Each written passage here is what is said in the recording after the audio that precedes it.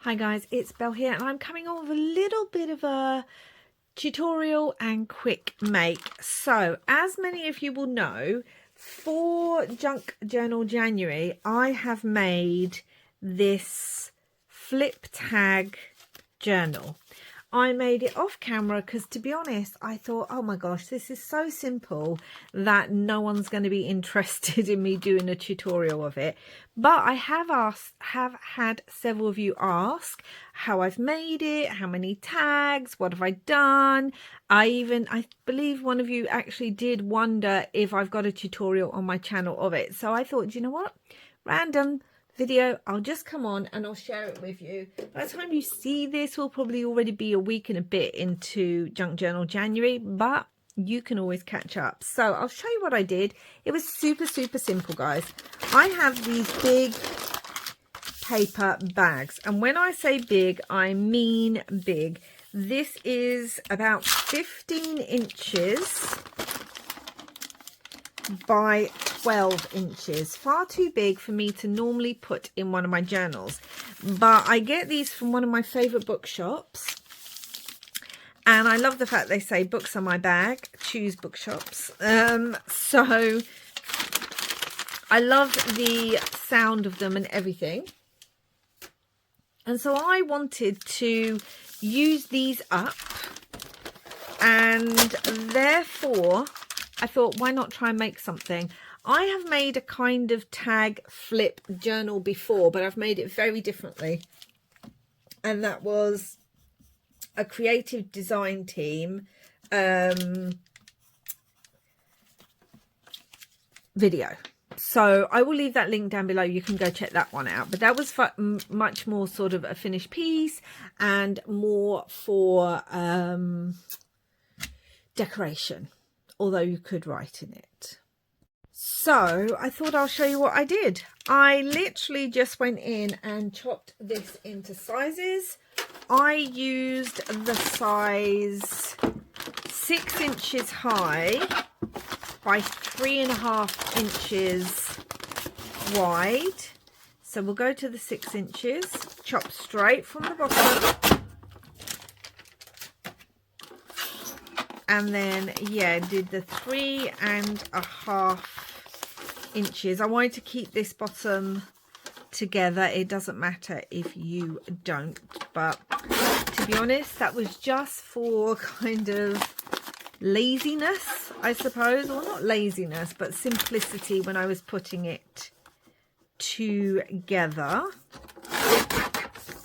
So you can see out of the bottom of the bag, I got 3, and I'm left with this little scrap.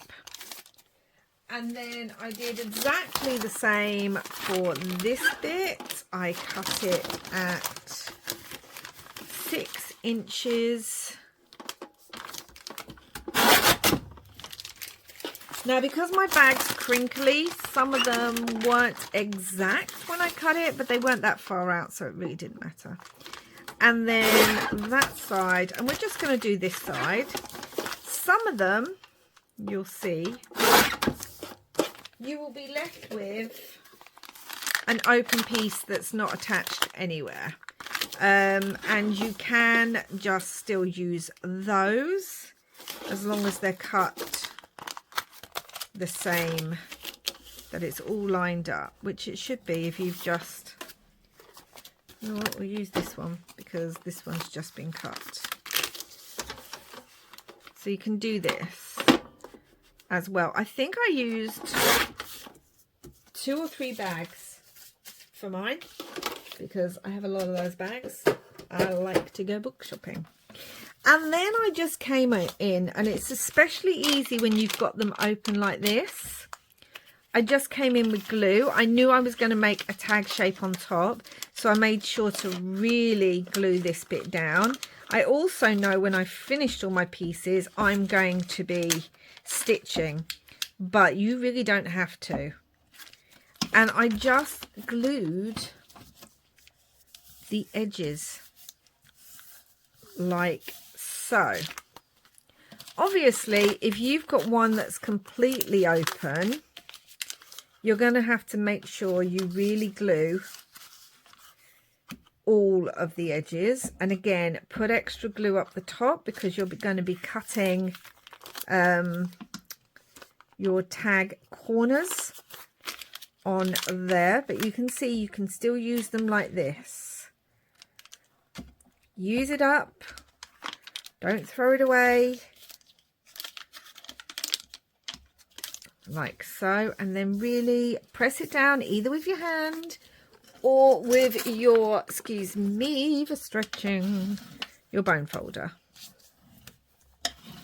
Like so. And then let's take one that was in the middle. So the middle ones are going to be just opened at the bottom. And again, exactly like the other ones. I think I'm only going to do 3. Well, I might do 4. Because I don't know what I'm going to use this for. So I don't want to add too much and then not need that many. But I can always come in with extra. And that's the great thing about these tag booklets. You can cut a tag out. If it's not working for you, you can cut it out and replace it easily. Or you can, what's the word? Add more tags super simply. Right, we're going to cut the tag corners now. Obviously, it's good to wait for your glue to dry. I like to leave, if you've got bits like this at the bottom, which is like the extra flap where they strengthen the bottom of the bag. Probably see it better on here again, right at the bottom here. I like to leave those near the bottom because I feel like it gives your tags a bit of weight. And if you want to then display your tag, I think that helps.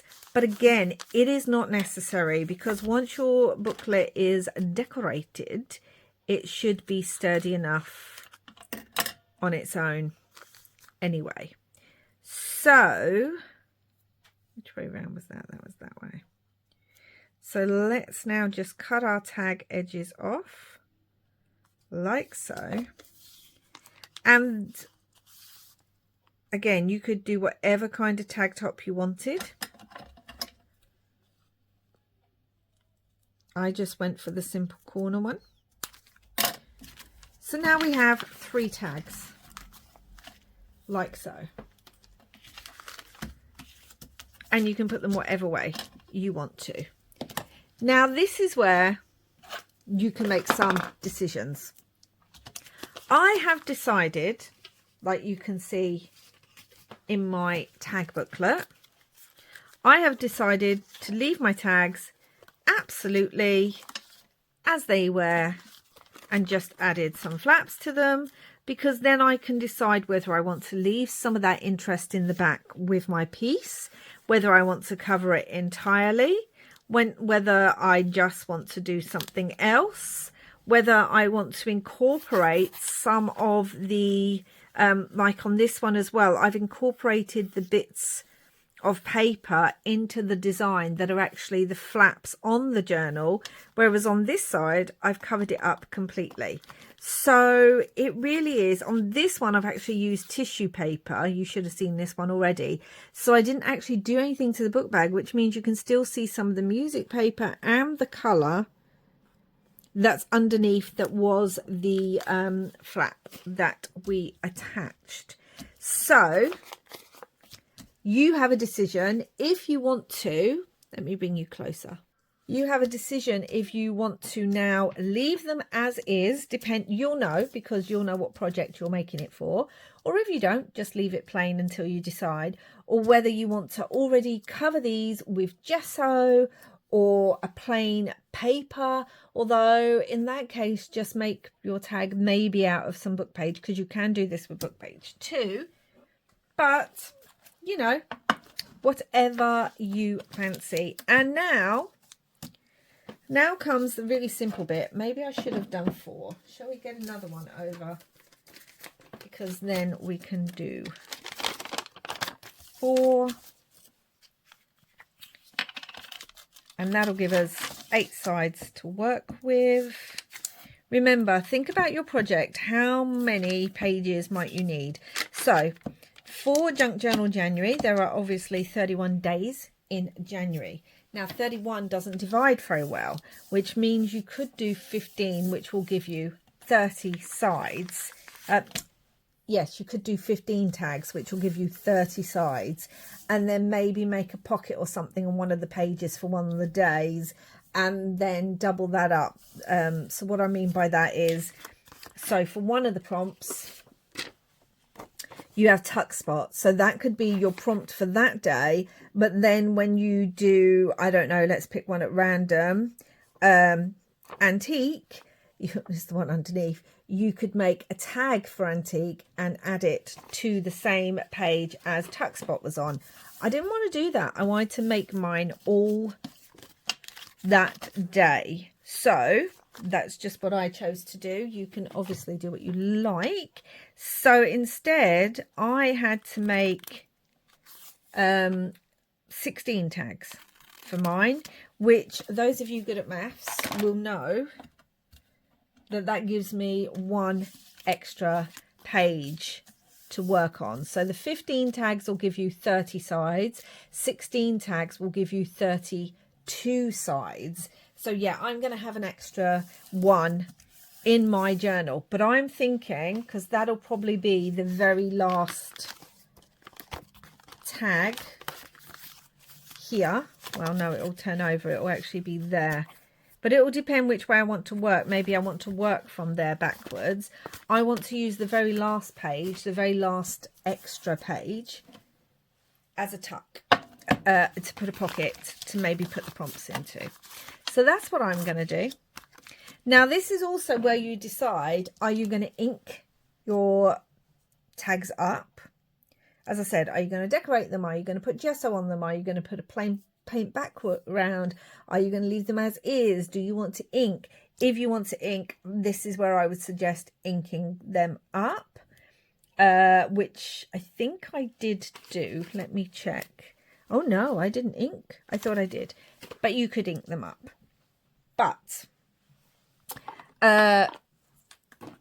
yeah, I'm not going to. I'm going to leave it. But this would be where you would bring in your ink pad and just quickly ink them. Again, it really does depend on what you want to use your journal for. Now, grab your scraps. These might be slightly too small, and I am not even bothered what the scraps are. In fact, I have actually used some vellum as some of mine. If you know what your style is, firstly, you'll have scraps in that style, so that'll be easiest for you. If you don't know what your style is, you don't know really how the journal's going to turn out, which was something that I didn't know with December. No, that was December. I didn't really know when it came to my journal for Junk Journal January. I didn't know what style I was going for, what theme I was going for. I would go for a neutral if you're going to use scraps then, because you don't know what you're going to add to it. So I'll show you my journal again. We've got paper, we've got tracing paper. I do have a little pop of colour actually in here. I've got flowers, again, vintage. I've got envelope. The inside of an envelope just gives an interesting look. You'll know what you're going to use your journal for, and if you're not and you're just making a journal because that's what you want to make, then it's perfect to just pick neutrals. But grab your scraps, guys. That's all you need to use. I have also used vintage pieces because I have a lot of those in my scraps. And then you're going to get your scrap. Now again, here's where you need to make a decision. You need to decide if you're going to put the scrap all the way from the top to the bottom where the actual bend is going to be. I mix it up. Most of the time I don't. I put it in the middle, as you can see. And then when I'm decorating my pages, although that's almost to the top and bottom, when I'm decorating my pages, I sometimes add some paper over it. So this is now completely covered, but then these two aren't. I just like the way that you can kind of change the look, and for me it gives me more versatility in what I want to do. So you are going to, let's move these two, just glue. Don't glue right down. Fold your piece in the middle. Doesn't even have to be perfectly square. I'm going to show you that in a minute, or rectangular rather. Glue it either side. You can also use fabric. You can do that. I'm just using paper because that's what I had, and I'm trying to show you how I really did my journal. Now what I'm doing is, do you see this bend?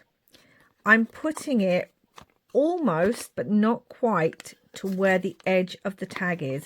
I want it to have some movement either way. So if you put it right next to it, it can sometimes limit that movement, but put it as close as possible. And now I'm going to turn that over, and I'm going to line up my next tag, and I am going to leave, make sure the bottom and the top is lined up. I am literally going to leave a tiny gap. I mean, I don't even know what that gap is. I don't even think I've got a ruler. Oh, I might be able to show you in millimeters. Gosh, it's about 3 millimeters. Maybe not even that, 3 or 4 millimeters. It's a tiny gap. That will give my flip tag book some movement. But also, you're going to come in and do the same on that side. So that'll make it thicker. So you do want that gap so that it will lay as flat as possible in your tag book. Now, let's just do this one so you see the same thing. Now, you can see I've got some florals here. But as I said, you don't have to do it. You can have wobbly on that side too. You can still roughly, making sure that you've got some on each side of the paper, you can still roughly do a bend. So yeah, again, depends on your style, depends on how you're feeling, depends on what you're going to use it for. I would say thicker, medium thickness of paper is best for this. And if you can't see your bend the way I'm struggling to, bring in a bit of ink, just run that down that so that you can then see it. Yeah, medium thickness. You can have it flimsy. Like I said, I've used vellum for some of mine in my journal. But if you're going to do that, it's really good if on the other side you add something a bit thicker. What I would say is you don't want anything too thick. Too thick, and it's not going to bend very well. And I always come in after I've done each bend and just use my bone folder to really press that down. Let's use the last piece. I'm going to use some vintage recipe page. And this is a bit flimsier, so I'm hoping, is it going to bend when I do that? Is it going to rip?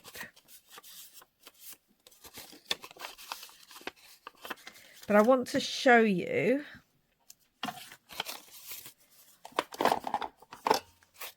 So let's put this on. It's a bit flimsier, but I will show you something you can then do. Again, I'm not putting the glue right where the bend is because there's nothing on the other side of that yet. So I don't want to put the glue where the bend is just yet. We're going to bring this in first. Let's move it up just to show you. I like to do it more in the middle, but just to show you, you can play with placement. It doesn't have to be perfect. And it also makes the creation a lot more fun, for me anyway. You may not like it, because when I then add something to the back, which I will be doing on the other side of mine, I haven't yet. You can see my backs are not done yet. But when I start working on these, I will be adding a flap that goes over, and that may be longer on the other side and things. It'll be interesting to see what I end up doing with that. I just always like to give myself a little challenge sometimes, so that it, I don't know, it just helps with the creative juices. Now, say you think, oh my goodness, I've attached that, but it feels too weak. You have an option. You can put another piece over the top, or come in with some washi like this one, and I would glue it. I wouldn't just add it as is. I would glue the washi. Now I think that will hold, but I just want to show you. Say you add a piece and you think it's actually stronger than it is, and then you start moving your tag booklet around and you realize, oh no, actually that was not as strong as I thought it was. You just come in with some washi, or another thin piece of paper, or some tracing paper. Again, if you're going to use tracing paper, really glue that well with a good glue. And then you can add some washi to it, like so. And again, we're going to then bend that, re-burnish that down, like so. And then you have your tag booklet as is. Now again, you can then come in on the back of here and add more. I haven't, but you might want to. You might think, that's not strong enough, I want to add a bit more something to my journal. Trying to find another scrap that's big enough that would work. Oh, there's another piece of that envelope actually. Let's use that, because I want to show you. You can even bring in some more brown paper, guys. Like, it's not the most interesting thing, but we can bring it in. Let's have a look. This is my smaller scrap box, so it tends to not have my larger scraps in it, but I've been adding some larger scraps. And if you don't have scraps, I've just thought, if you don't have scraps and you're thinking, I'm new to journaling, Belle, I really don't have a lot of scraps, bring in, well, we're going to use this, bring in one of the scraps of the book page that you have left over. So we've got a few scraps now. Let's use these. Let's tear this down a bit more. I love this. This is a great way to use the inside of envelopes. Where is my glue book? We all get junk mail envelopes, and this is Junk Journal January. And if you do want to sort of stay truer to junk journaling, I mean, I don't care either way, guys. I'm not one of these people who go, oh, you can't call something a junk journal unless it's 100% made of junk. No, I make all kinds of journals. But say you are just starting out and this is your first kind of foray into junk journaling, and you haven't got a lot of craft supplies, you're going to probably get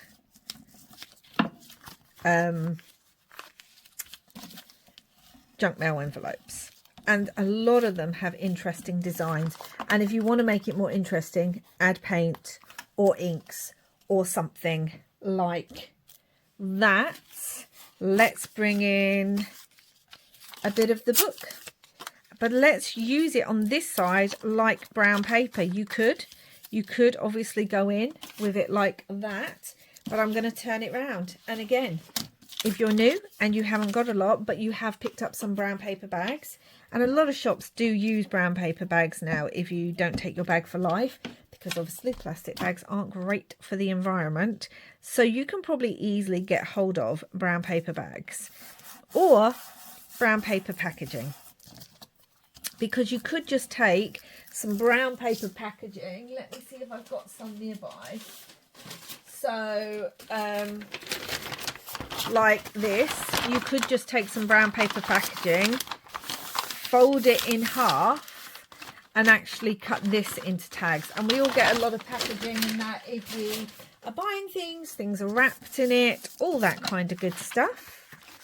So there are other options if you don't have brown paper bags, but if you do, this is a great way to do it. And there we go. We've just used the scrap from our paper bag, which I actually think is quite cute, actually. I like that. I almost wish I'd thought of that when I was making my own journal. Well, I'm making this one. This is my journal too, but you know what I mean. Okay, there it is. Oh, goodness me. And I love using florals on my floral book pages, just because they are, a lot of them are vintage, and I love florals, nature themed and that. And also it's up to you if you want to put them the right way up, the not right way up. You can see this is a different size to the one underneath. And again, I don't mind that. It may bother you. It doesn't bother me. I haven't even bent these in half. I've actually just glued these down. So I'm showing you both ways you can do it. I prefer to bend them in half first, but it can also just be that simple. And obviously we're working on the other side, so we don't need to worry about spacing or anything like that, because our tags are already glued together. And there we have.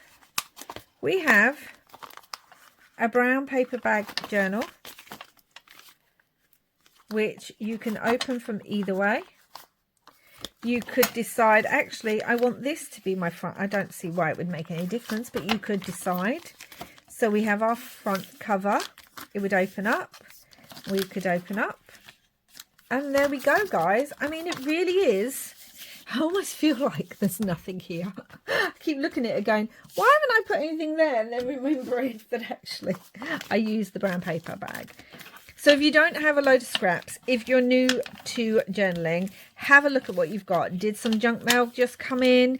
Did some, I don't know, advertisement come through your door for a local business or a local restaurant? You can use that in this, or just use up the rest of the scrap from your brown paper bag.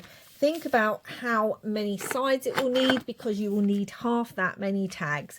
So if you're making something and you're doing 20 prompts, you would only need 10 tags. As I said, 31 doesn't fit, so I've made 16 rather than 15, giving me an extra tag to work on. You could come in and say, like if I went into my journal and went, oh, do you know what? I really don't like that page. I could cut that page out and then put a new tag in there. The problem is you would then have to make it work with the other ones. But the best way to do that would be, if I didn't like this tag, I could then bring in another tag easier. So I'm finding the first time working in one that they're really versatile, and I got to use up some scraps, and I got to use up a nice book bag. So yeah, let's go over it again. Grab a brown paper bag or some brown packaging, or you could do this with book page. You would have to really layer up the book pages, I'd say, depending on the thickness of your page, at least 4, because these are quite sturdy, but not too thick. You don't want them too thick, because obviously we're then adding more paper and decorating to them. So yeah, I'd say 3 or 4 book pages depending on the thickness. Cut it into whatever tag shape, whatever size you're wanting, a larger one, a shorter one, whatever. You may only have small paper bags. I have plenty of those too. Let me have a look. Like something like this is a paper bag. I can still cut this into tags. This would make super cute little tags. This would make, what size is this? 9. So you could actually cut this into 3 inches and have a tiny one. So just play with what you have. So decide on your size of tag, grab either your book pages, your paper bags, your packaging, pull out some scraps. If you don't have scraps, have a look at junk mail envelope, have a look at whatever junk mails come through, or use up the rest of whatever's left for when you have cut it up. Decide whether you're going to paint them, decorate them beforehand to have a plain base, or whether you want the bag to show through, and you're going to work with that and see how it works with the creations. Decide whether you're going to ink. I have on the front cover as well, I will be stitching around all of mine. It secures it, but as you've seen, you don't need to add stitching. Make sure you use a good glue and you've really got to the edges so that all your edges are stuck down. And if you're going to stitch, decide, do you want to stitch beforehand? Do you want to stitch after? I like stitching because even once it's gone down and it makes the design look good, I've then stitching over what I've used to secure the tags together, just giving me that extra security. But that's just me, and actually I just love stitching, so it works for me. So that's it, guys. Literally, I thought this was no one would be interested, which is why I didn't make the video. I'm not sure if it is going to be any use to anyone, but just in case, this is how quickly you can put a journal together. In fact, you can do it quicker than I did because you're not having to stop to talk and sort of measure things and think things through. You can literally even be watching TV in the evening and put one of these together in like 10-20 minutes, literally, as long as you've done your measurements beforehand and you're gluing it. It's great. So that's how I have done mine. I really like it as a format, so I can see me using this again, but I might change up the size, I don't know. And now I have this one to fill up, so that's fun. As I said, if you're looking for something much more decorative, I have a video below that's a creative design team project for Tracy Fox, and that shows you how it can be very decorative. And actually that also has acetate, no, not acetate, it has clear tags in it that have dried flowers and things, so that might be of interest to you to check out. That is in the description box. But that is it for now, guys. I hope some of you found this useful. Thank you to all of you who were inquiring about how I've made it and wondering if I had a tutorial on that. So now I do. Please do like, subscribe and comment. I always appreciate it, and it really does help my small channel grow. I'll be back again soon for another video. Until then, guys, wherever you are in the world, I hope you're having lots and lots of scrappy, crafty fun. Bye for now.